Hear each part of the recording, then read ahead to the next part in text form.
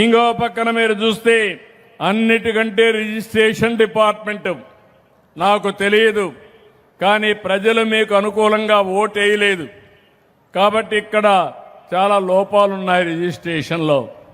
Collector కూడా చెప్తున్నా, మొన్నే ఆదేశాలు ఇచ్చా, డెఫినెట్గా దీన్ని కరెక్ట్ చేసుకోవాల్సిన అవసరం ఉంది.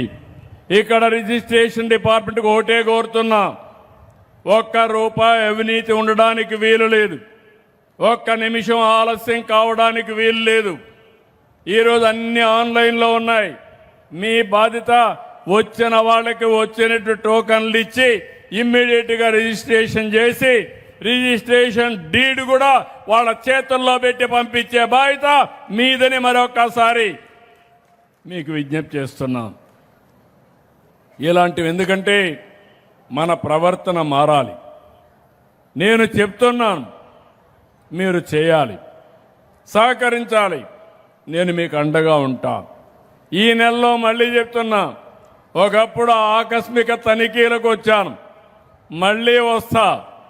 ఏప్రిల్ నుంచి ఆకస్మిక తనిఖీలకు శ్రీకారం చుట్టి ఏ అధికారి బాగా చేస్తే ఆయన్ని అభినందిస్తా, ఏ అధికారి బాగా చేయకపోతే ప్రజల్లోనే మిమ్మల్ని గురించి అడుగుతాను.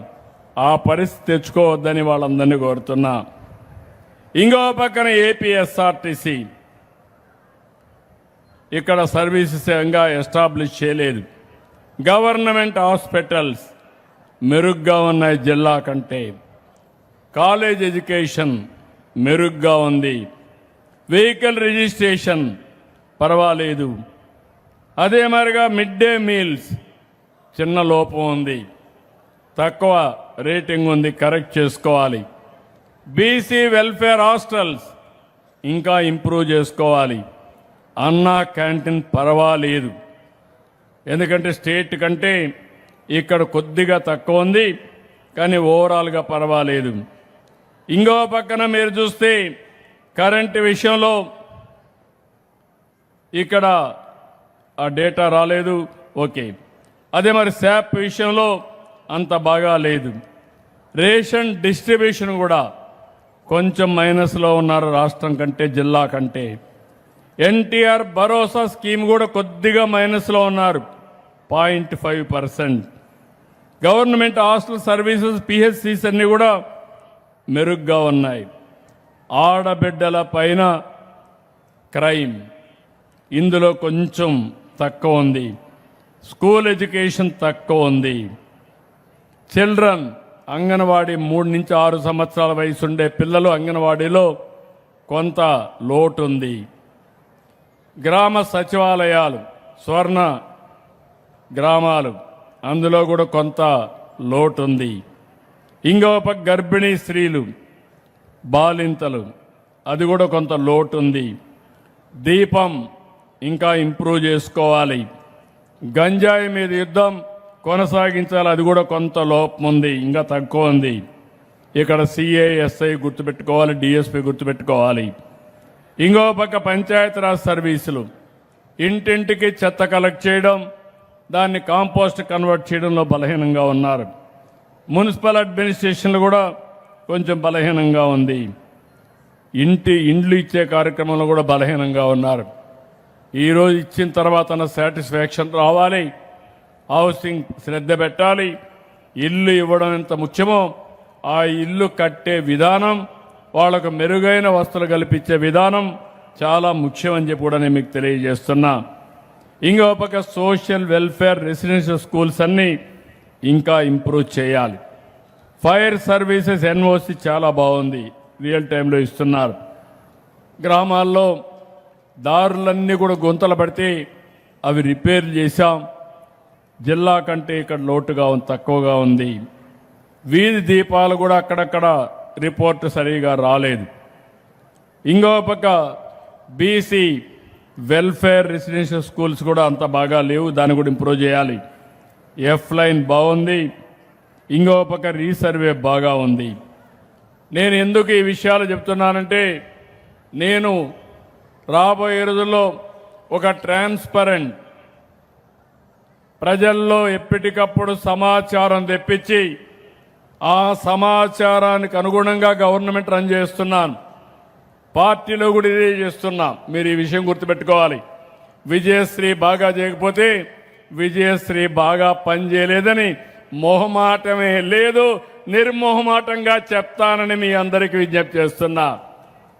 ఒక ప్రజాప్రతినిధులు, ఒక అధికార యంత్రాంగం మనం అందరం కలిసి సమిష్టిగా పనిచేయాలి. ప్రజలు మెచ్చే పాలన ఇవ్వాలి. అంతేగాని మన ఇష్ట ప్రకారం మనం పనిచేస్తే దానివల్ల నష్టం వస్తుంది. ఈరోజు ఇన్ని సంక్షేమ కార్యక్రమాలు ఇస్తున్నాం.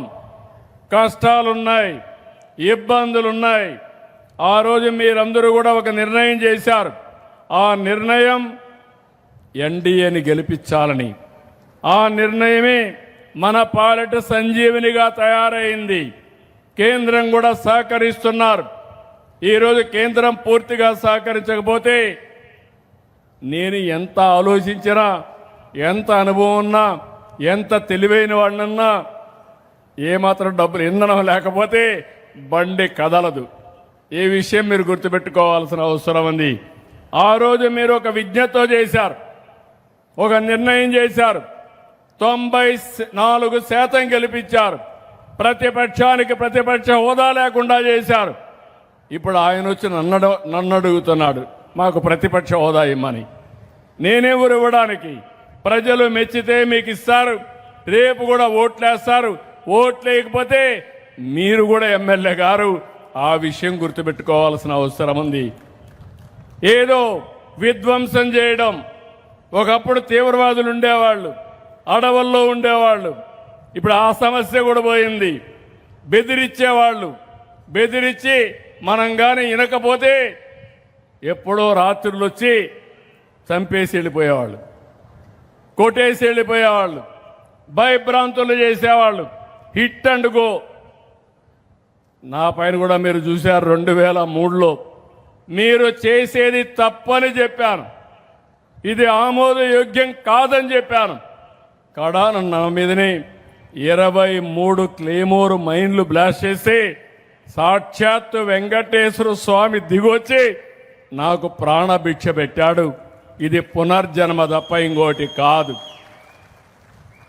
అలాంటి వెంకటేశ్వర స్వామిని అప్రతిష్ఠ చేయాలని, అపచారం చేయాలని, అక్కడ కల్తీ నెయ్యి, కల్తీ వ్యవహారాలు ఒకటి కాదు, అడిగితే ఎదురుదాడి, ప్రతిరోజు దేవునికి అపచారం జరిగేట్టుగా ఎక్కడికక్కడ ప్రచారాలు చేయడం. నేను నమ్మిన దేవుడు, మా ఇంటి కులదైవం, నాకు ప్రాణభిక్ష పెట్టినటువంటి దేవుడికి అన్యాయం చేస్తే మాత్రం ఎవరిని వదిలిపెట్టనని మరొకసారి మీ అందరికీ హామీ ఇస్తున్నా.